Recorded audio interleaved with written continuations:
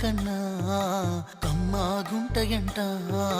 లేక లేక నేను ఫోను చేస్తే నువ్వు హల్లో అన్నవంటే బెల్లం బువ్వ కన్నా తీయగుంటదంట.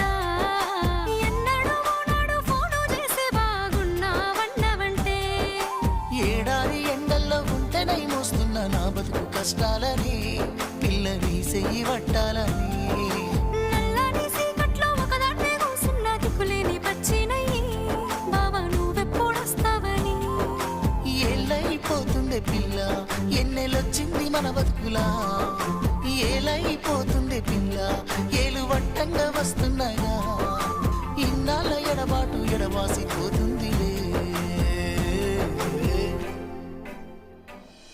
ఈ సీనయ్య గుండున్నదే సినదారా నీ కోసము. ఈ దూరాన్ని చెరుపుతూ తీరాల తెగిరింది అందా.